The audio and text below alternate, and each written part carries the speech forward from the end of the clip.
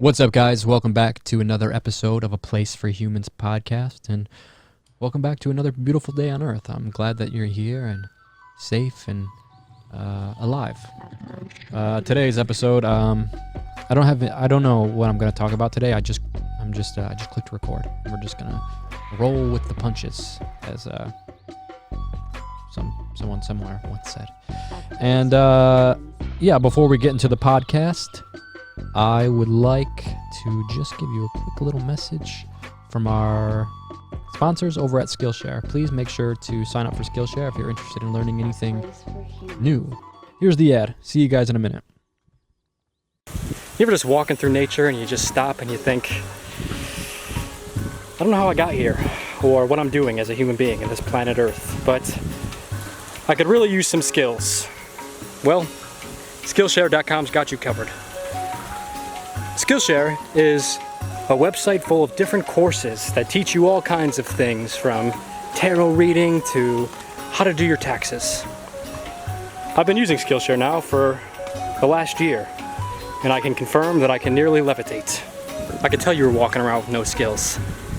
I can tell you don't know anything about fencing with a sword, or about magery with magic. I honestly bet you don't even know how to swim. Well, I got good news. For less than $10 a month, you can sign up for Skillshare using my unique code. And the first 1,000 people get 1 month free of Skillshare. Free skills, baby. What can you do? All you can do is do it. Get your skills up, all right? Quit embarrassing us as a species. Skillshare.com. Use the link in the description below. Adios. If you want to be happy for the rest of your life, don't make a pretty woman your wife. So from my personal point of view, get an ugly girl to marry you. Hello, check. What's up, guys? My name is Dakota. This is A Place for Humans podcast, baby. It's your boy. And I don't know what to talk about today. I usually kind of have some direction or idea of what to talk about, and today I just clicked record. We're going to see how this all unfolds. What have I been doing? Oh yeah, I made a TikTok account. I don't fully understand TikTok. You get 1 million views if you do a dance move. But it's a thing, and it's real, and I posted a video yesterday, and it's got 1 million views in one day. So, yeah, I don't know what I'm doing wrong on YouTube. But the thing about TikTok is that it's impermanent. You know, you just scroll right past those videos, whereas YouTube's is more of like it's there, you know, it's there. Video's there, and it accumulates views forever. I don't know. Anyways, social media. It's such a strange time to be alive, and we're just kind of figuring all this out. Like, for once in human history, we're all able to be connected with each other. It's actually the start of a global culture where we can all simultaneously share ideas and news and information and be connected on a global scale. For the most part, you know, there's some countries that are not as connected, and they block the internet and stuff. But it's interesting. This is such an interesting time to be alive if you think about it. We are the in-betweeners. We are the people that are stuck in between two moments. We are not in the future yet, but we are not in the past. We're in this moment where we are moving out of that. We're moving on.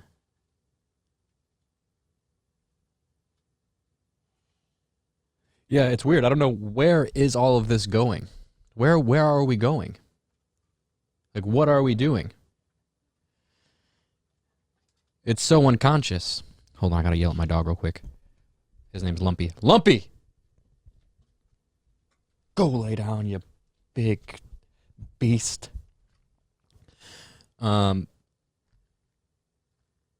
Yeah. Well, I don't know. Like, what are we doing? It's like when you look at ants, and ants are just so focused and so involved in their own little ant world. It's like, what the fuck are you guys even doing? And that's what humans are doing. Humans are doing that. Sometimes I even see people as ants. Yeah, we are the people that are bringing in the future. That's the most. This might be the most interesting period to be alive. And I know I've been saying this a lot lately, but I think we aren't in the human experience anymore. Human beings have something special about them that other animals on this planet don't seem to have. We have this spark that separates us from everything else. Everything else is kind of in this flow of nature, all sort of a part of it.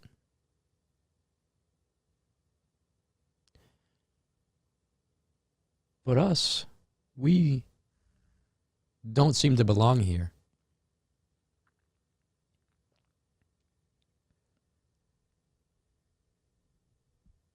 Humans don't seem to belong to this planet. And I mean, when you look at us, we look like we belong here. You know, we are clearly evolved from the great ape family, but our ambition is too big. And I think what we are doing, this unconscious thing we are doing, is we're building an object. I don't know what the object is, but we're building it. Terence McKenna used to call it the Transcendental Object at the end of time. This kind of object or attractor that is just waiting at the end of history. And like a density inside of, like, on top of a bed, it's just pooling all of time and history towards it. The UFO. It's almost like we are building, you know, I think of this a lot. I think about how we are a materialistic culture. Everything that we do, we express through the prism of the material. So what I mean by that is, like, you think of monks and all these people living in very simple times. They would go inward. They would just go sit in a dark room for 2 months, you know, eating very basically. But our culture, we have different karma. We're not, like, supposed to, you know, go try to sit someone in a room with no technology, no cell phone, no social media, no no Kindles, no anything, you know, just, and people will freak out a little bit. It's hard for us. So, for me, we are taking the long way to enlightenment. We're taking the long way to enlightenment. And, like, what I mean by that is that even LSD, it sparked this huge spiritual movement in our country of the United States and in other countries with the hippie movement, the civil rights movement. LSD emerged at such a pivotal point when people were waking up. And we see this reflected now, even today. There's so many people waking up. And in the wakefulness of this awakening, we're seeing a reconnection with shamanism, with the psychedelic. But it's interesting that a materialistic culture had to have a materialistic means to come to these conclusions that these monks and people that were going inward were speaking of. Jesus came back. He came back as not a homeless man in a street or a preacher or a human, but he came back in the form of a little tab because he knew that we're materialistic people and we won't pay attention to the homeless guy on the street. We don't listen to the wise men. So he reincarnated, in the form of a technology that awakens you to your own potential. And we crucified him again. Praise God. So, yeah, I think we're out of the human experience. I think we are now entering uncharted territory. There's no map for where we're going next. To hyperspace. The object that we're building. Because why do human beings? It's not a cultural thing. It's not a tribal traditional thing. It's not like only these guys over here make technology. Human beings, as a species, we make technology. And this is just something that we do. And the fact that we do this is a strange mystery, because it's like, what are we doing? What exactly are we building? Because it's with every upgrade, with every innovation comes an upgrade. And it's exponential. You think about the last 50 years, I mean, we're ushering in something very strange, a virtual hyperspace. We're ushering in a realm. We are creating a realm that we will be able to access through the doorway of technological advancement. And this doorway is going to lead us into the super state. You want to be in Egypt? Bam, you're in Egypt. You want the random button? Bam, the random button. And now you're, a medieval pagan. You ever heard Alan Watts talk about that? The random button. He says, if you were God, what would you do? If you had the ability to dream any dream that you wanted to, what would you dream about? Obviously, if you're like a guy, you'd be dreaming about princesses and hot orgies and, just slaying dragons. You'd be getting into those dreams where you try to punch but you can't punch. All these things, all of the spectrum of dreams, you would be living out all your wildest fantasies. I'm a UFC fighter now. Now I'm a master with a katana. And then eventually you'd get bored of doing all that. You would get bored of being in control, of being able to do whatever you want. And after doing all these fantasies and doing all these things that you dream of, eventually you would come to a place where you would just say, "Fuck it! I just want to give me something random. I want to forget. I want to forget that I'm God and that I have the potential to do anything I want." So you click a button. You make a little button that says random, and you click it. And then you find yourself here. You find yourself here watching a YouTube video or making a YouTube video or whatever it is. Maybe that's what's happening, maybe we are God, bored with ourselves. So we have lost ourselves in the imagination, like a kid playing with toys in his room. You just lose yourself. Fall away. You fall away into what is. We look at the world as being such a solid place. And we say, this is just what it is. The ground beneath my feet is solid. The sun rises and sets. But the truth is that it's all temporary. And that if we were in a position to examine time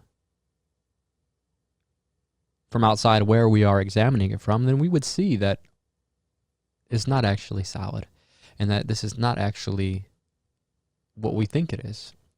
And that this thing, this universe that we are a part of is actually a morphing entity, a growing, expanding being, a super intelligence that is just flowing and losing itself into the infinite creative capacities of the imagination. And yeah, as above, so below.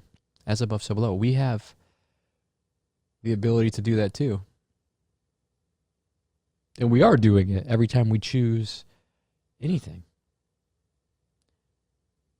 You know, we think, what the fuck is texting me? Oh, you guys got Clubhouse yet? That app Clubhouse? How it can be described. It's pretty cool. Clubhouse is like this app where people do talks. So like, say, for example, we're talking about artificial intelligence and technology. There will be a room with artificial intelligence and technology, and like leading speakers in that field or just normal people will be talking about it. So like Lex Friedman and all these really cool people. Like this one right here has Josh Peck in it. Raped or child molestation or those kinds of things. I don't think that's the Josh. Wait, isn't Josh Peck the guy from Drake and Josh? It's not him though. Different guy. There are one called "We Are All Aliens." Let's see what these guys are talking about. It's insane. I feel like the past few months, or more than a year actually, I've been led or guided to meet my light being self. I've always been spiritual in my life, so I always knew that there was more to it than meets the eye. But I've recently, like in the last year, started getting that knowing of that we're interdimensional being, and I feel like, I know I exist across dimensions at the same time, and it sounds so cuckoo, and it did to me initially, but now it just makes sense. It's pretty cool. There's a cool community of people on here, and like I was in a chat yesterday with 21 Savage. Clubhouse. You have to be invited to onto it. You can't just download it. But there's still a shitload of people that have it. But yeah. Yeah, what was she saying? We're interdimensional beings. I do feel like that sometimes. That we can exist in multiple places at once. You know, I feel like this even with daydreaming. I feel like daydreaming is such a good example of how we are multidimensional beings. Because you can be, imagine like back in the days when you were in school, or maybe you're still in school or at work, or anytime you find yourself just being completely bored and in kind of like one of these moments like this. You got your hands under your chin and you're just staring out into nothing. And you're totally aware of everything that's going on. You're aware that like your coworkers or students or whatever are walking past you. But you're somewhere else also at the same time. Like if there was a fire in front of you, you would definitely see it. But you're also on a boat in the Bahamas, on that beach where all those pigs are at. But you're really in a classroom. But we are dimensional beings. We have a strange, multifaceted part of ourselves that is able to tap into multiple places. Memories, intuition, premonition, thoughts. What are all of these things? And it seems like there's a part of our thoughts that is heavier than the rest. And the heaviness of those thoughts falls. It falls down into a world that takes form because it's so heavy. Like, think about language is a dense, energetic exchange. There will come a day where we can just speak to each other through telepathy. And language, in a way, is actually the early technology of telepathy. And if you take ayahuasca with a group of people, or take mushrooms with a group of people, particularly actually ayahuasca, they wanted to call ayahuasca when they found it telepathine, because if people were having crazy shared experiences. And this is common today. You and your homies go take ayahuasca, And you may have telepathic experiences. It wouldn't be weird. The shaman would say, oh yeah, that's what this stuff does. So telepathy is real. Terrence McKenna used to say something really cool. He would say that, he'd say small mouth noises. Telepathy is real. We just use small mouth noises to deliver our thoughts. If your internal dictionary matches my internal dictionary, then I can say these noises through my mouth, and you will say, I see what you mean. So you will have a world constructed. I will take a thought from in my head. I see a world of Atlantis with mermaids and this and that. And if my dictionary of words matches your dictionary of words, you will see what I see. And this is telepathy. And I think a part of the transcendental object that we were talking about, lots of Terrence McKenna today, is telepathy. You know, a part of that realizing of oneness.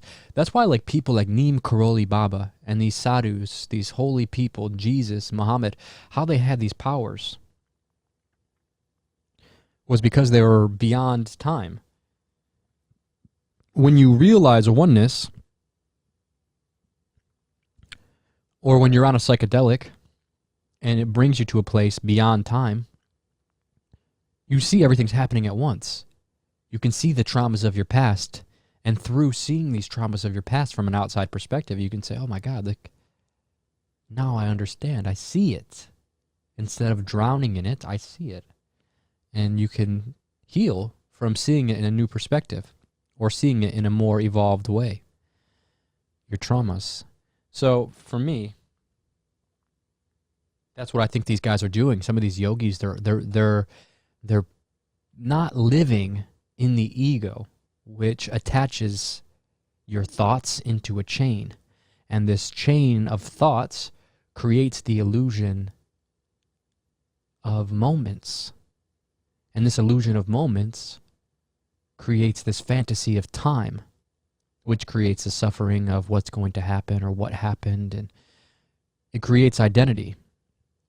And identity is amazing, you know. We all have our own identities. It's such a beautiful thing. But it's not actually who we are. And it's not what we are.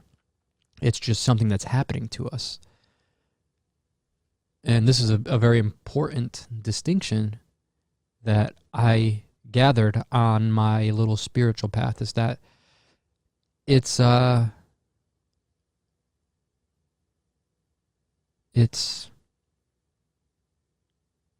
really is all one. It really is all one. It is all one thing, this thing that's happening in the universe. It's in the name, universe, like a unicycle. You know, a unicycle has one wheel. A unibrow means you have one big-ass eyebrow. Universe. One verse. We are all a part of this verse of life. Like a poem, the poem of life. We're all a part of that. So, what are we doing? Where are we going? We're not doing anything, I don't think, actually. We're not going anywhere. Where can we go? We're already here. Because it's all temporary. It all goes back to it being temporary. The fact that this world will end, the fact that my life will end, kind of implies that it already has ended. I'm just waiting for it. I'm just waiting to realize that it's already over.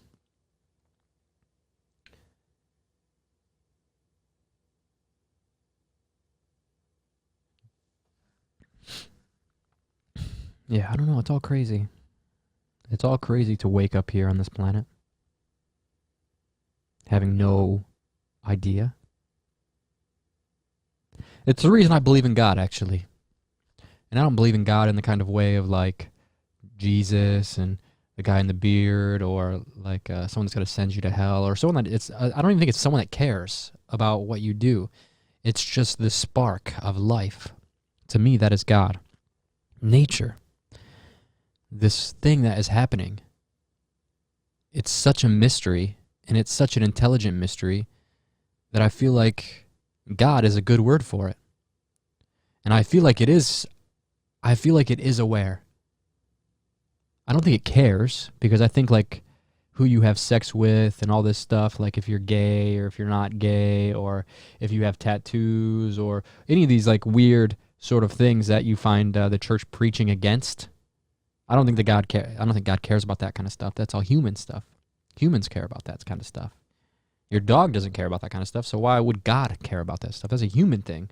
You can clearly see, look around. Okay, the polar bears don't give a fuck. The ants are doing their own thing. It seems to be just this group of hairless monkeys that cares. Okay, well, that's clearly a human thing. So for me, nature doesn't give a shit. Nature is indifferent. Nature equally cares about everything the same, or doesn't care about everything the same. No, it cares. It cares. Everything you need is here. Everything you need is here, and it's other humans that make it hard. It's not nature that makes it hard. Nature provides everything. It's humans. It's our shit that overcomplicates things. We could feed everybody. We could take care of the world, but we're just not spiritually evolved enough to see that. Oh, but my money. But I have a little bit of money saved up, and I'm not giving it away. So I'm a part of that, I'm a part of that, like hoarding my stuff. That's just like I'm a part of that human shit. So it's like even being aware of it isn't enough. But it's all good. It's all good. It's all a part of the process. It's all a part of the awakening process, and it's all perfect. And what are we talking about?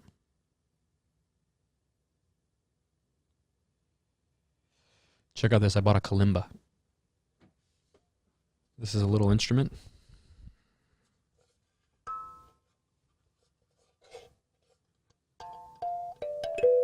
And you just kind of, it's got different notes and you flick it with your nail.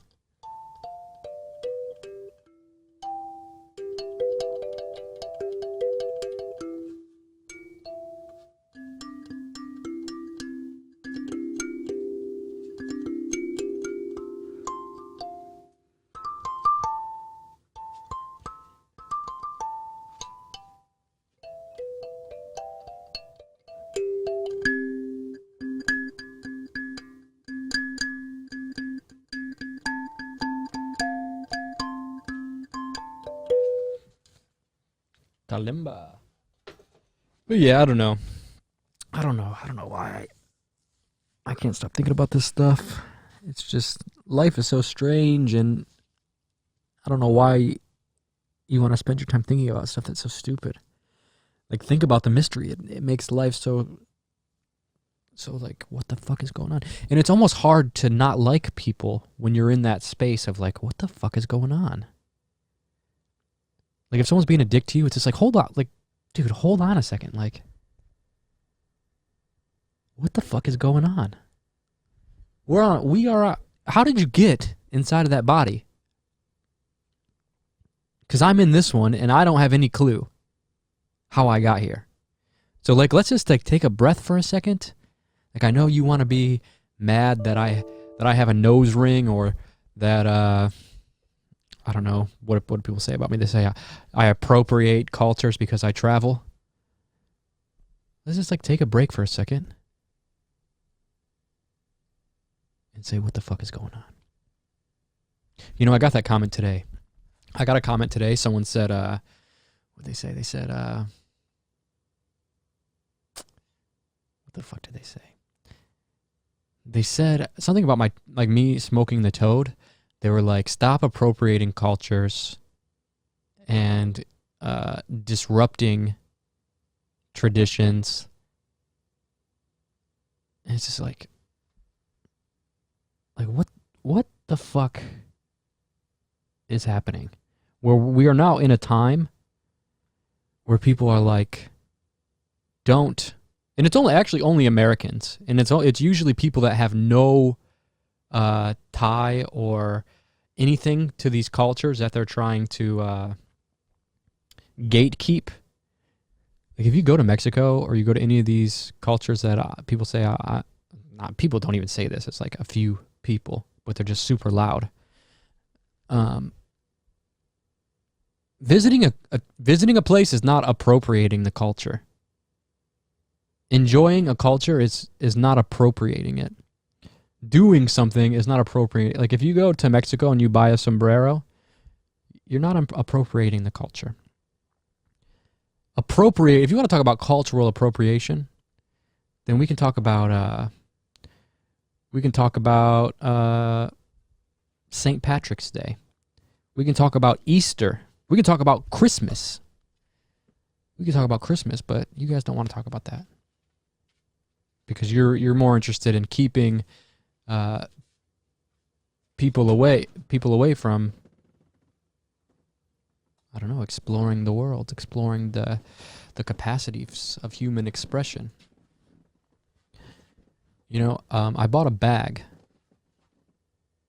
and someone told me it was it's not my bag to wear because it's not my culture. And it's like some, white lady from Portland named Stacy. But, in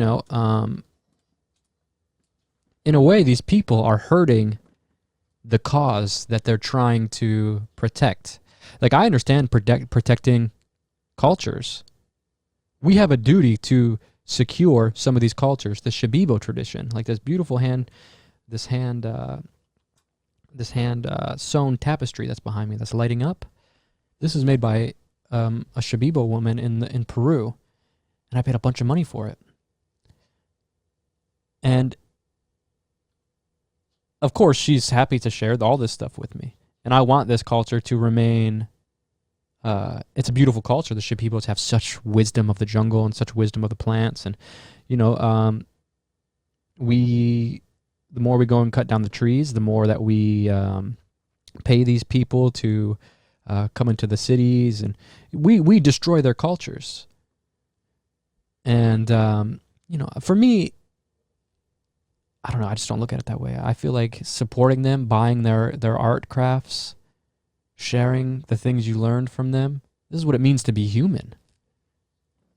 The problem is that people in America, people in the United States have such identity crisis.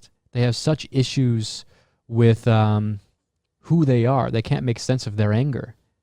There's a flood of anger all around the States. Of course there is. We can see it. Every single person that lives in the States can feel the heaviness of the anger that everyone feels. Everyone is lost.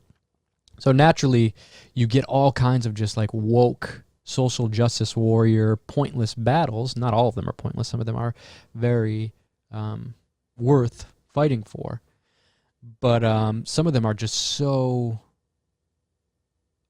off the wall. It's like, yo, you're kind of missing the point a little bit.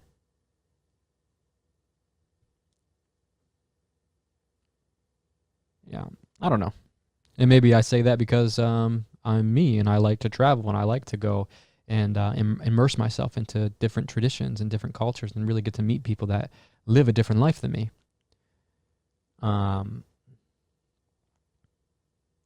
It's fascinating. Humans, man, we're beautiful creatures, and we're beautiful. We have such beautiful ideas and such beautiful art that it's just like to stay in your house. And most people all around the world want you. They're interested. They want to share it with you. They want you to have it. They want you to see the beauty that they see. I mean, come on, America. Come on, United States. You guys will spend $100,000 on a car that you can't even afford just so people can see it. That's our culture. So extend that out to other cultures. People are very keen to share their ideas and share the things that they find fascinating and beautiful with strangers in the same way that you know, the people in the United States are super materialistic. We dress up in Gucci and all these things to catch eyes. But I don't know. I don't know what I'm saying. Do you get it though? Do you get what I'm trying to say? Even though I don't know what I'm saying. Cultural appropriation. What even is it? To me, cultural appropriation. There's one moment, or no, not one moment, but there's one example that really makes me cringe and really makes me. This is a good example of cultural appropriation, and you know, like Koi Fresco. He calls himself Vishita Das now, after going to the Hollywood Temple one time and asking for a name. Sorry. I always jab at this guy. We had some girl issues back in the day, a couple years ago, maybe like 3 or 4 years ago, maybe. We had some girl issues where Koi Fresco like tried to have sex with my girlfriend at the time. So that's where all this beef comes from for me. Always jabbing at him and making fun of him. But anyways, what I'm going to try to say is that he made a book called How to Meditate Like a Master in 1 Week or Less. To me, this is a good example of cultural appropriation, because this is not how the culture wanted their traditions to be represented. There's no one in India that's saying like, come learn how to be a master of meditation in 1 week or less by buying my book. And ironically, you know, you just kind of change your name right around the time you release the book. But this is an example of cultural appropriation. Is when you are representing or profiting off of a culture by packaging it in the lowest digestible way, like the worst way you could. Meditate like a master in a week. Like these kind of things are just like, ugh, cringe, man, cringe, Lord. But I don't know. Lots of insecurities, you know, I have. I find myself, I get offended when people say that. And I know I'm not and to me, I don't feel I'm appropriating any cultures or I'm a bad person. I actually feel like I help a lot of people in these places that I visit. And maybe I get offended because I know my intentions.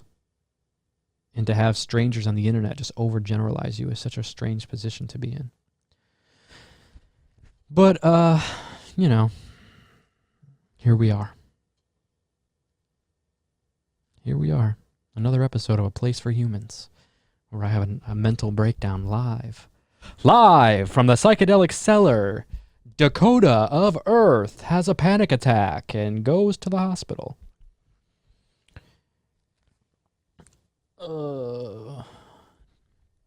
So anyways, yeah, this is going to be a short podcast today. Like I said, I'm just talking, letting whatever falls out of my mouth fall out. And yeah, life is great. Life is beautiful. Everyone's beautiful. I don't got no ill will to strangers out there that want to objectify my body. Yeah, so I don't know. We'll leave it at that comment. Can I leave it at that comment? So next week I head to Mexico. I'm going to get tattooed. One of my favorite tattoo artists is tattooing in Mexico City. He's a guy from France, Guy Le Tatoueur. And I'm going there and getting my neck tattooed. And then after that, I'm doing 2 months of retreats, ayahuasca retreats with Maestra Justina, this beautiful woman to the left of me up here on the wall. That's my shaman. That's my shaman. And I'm going to go live with her for 2 months and help her run ceremonies or help her with whatever she needs with Arcana. And I'm good friends with her family, with her son, Eligio. I lived with him for a few months. He's also following her footsteps and being a shaman. And I mean, she raised him that way. She actually raised all her kids that way. They've all been drinking ayahuasca for a long time since they were kids. And I'm excited to see her, and I'm excited to be back in that world of shamanic magic. So this is your host. My name is Dakota Wint. This has been a Place for Humans podcast. I've got some cool guests coming up over these next few months. Dennis McKenna, Alex Gray, Tommy Chong. Yeah, be on the lookout. It's going to be very scarce over these next few months while I'm in retreat, but I'm going to schedule some videos so that while I'm gone, I'll have some uploads, and I'll be back in May. I'll be back in May. But you probably won't notice because I'll still have some uploads ready. But in May, a whole new world starts over here in this podcast. I'm going to work hard at getting some really interesting guests and people that I am fascinated by. And yeah, I hope to take this podcast a little bit more serious and see where we can take it. So yeah, follow me on all social media, Dakota Wint, WINT, Instagram, Twitter, on TikTok. I am Dakota of Earth. I know you guys that listen to me are probably a little bit too old for TikTok, but yeah, I don't know. Stay young forever. Peace and love, guys. I don't know why I said that. Feel free to get old. I mean, it's legal, right? It's totally legal. Okay. Take it easy, dude. But take it. Okay. I don't want to leave you guys. Check this out. Let me hit this right before I go.